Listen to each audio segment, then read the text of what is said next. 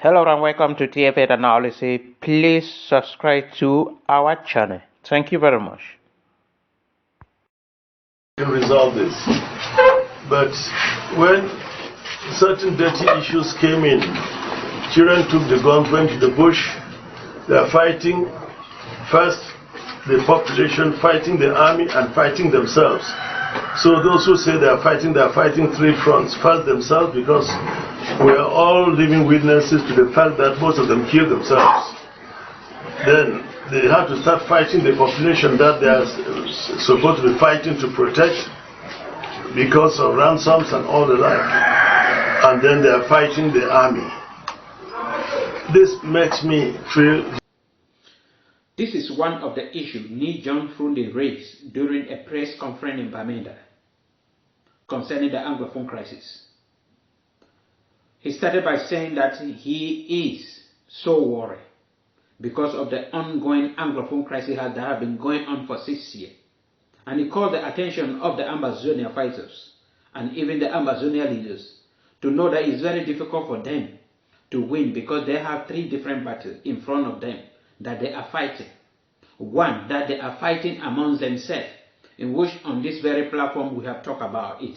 The secondly, they are fighting the civilians, in which we have a full topic that we discuss about that particular issue, fighting the civilians, we talk about it, and fighting against the real enemy that they took gun in 2017 because of that. And that here, we're just going to rush over it because we have a full video concerning all these three topics, three battles that the Ambazonian fighters are fighting. And then we say, why are they fighting among themselves? Because of poor leadership, because of selfish leadership, because of power mongers who are abroad and causing confusions among the Ambazonian fighters. And why are they fighting the population? John Fru Ndi mentioned one of the reasons that they are fighting the population because of ransom, because they needed money. They need money because the leadership it cannot provide to them. They are passing through financial difficulty, so they cannot. So they think that kidnapping the population will help raise money, and through this they went against the population, and that is why the population stood against them. And they turn around and causing them and calling them black leg and killing them, torturing them and kidnapping them. They are fighting. And that's why in 1992, when I won the elections and they said I should go to war to seize my victory, I said I prefer the victory to go for me to have the people, the children with me, than to go to war, get them killed. War is not a good thing. I've lived through situations in war, of course, in other countries, but coming to think that I can, at this age, support the idea of war in my own country, in my own area of origin, northwest, southwest, that would be the last thing that I would do. You heard him very well. That is John Fru Ndi. And truly I can testify to that. That in 1992, many people were ready, all Anglophones and even Francophones were ready to take arms or to go to war against the government of President Paul Biya, against CPDM. But John Fru Ndi, because of the love that he has for humanity, refused or denied to go to war against the CPDM. Because this is somebody that has studied and discovered that there is no advantage and there is nothing you gain by fighting. If they stop the Anglophone crisis today and then they ask the Ambazonia, what have you people gained? There is nothing they will present. If they ask the government of Cameroon, what have you gained by fighting the Amazonia? There is nothing the government of Cameroon will present.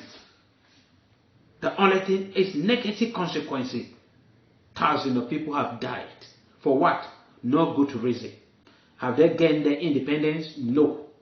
Have the government of Cameroon gained one and indefensible or a peaceful Cameroon? No. Nothing. Nothing. And that is what war is all about.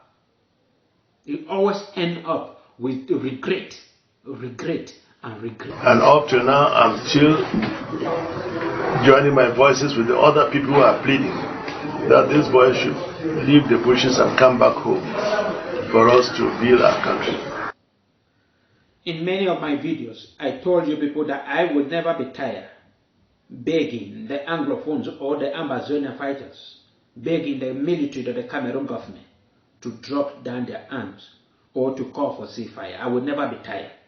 Every day I am praying, and every videos that I present, I end up pleading on the government of President Paul Biya to call for ceasefire, pleading on the leadership of Ambazonia or the Ambazonian fighter to stop the fighting, because there is nothing that they will gain from it.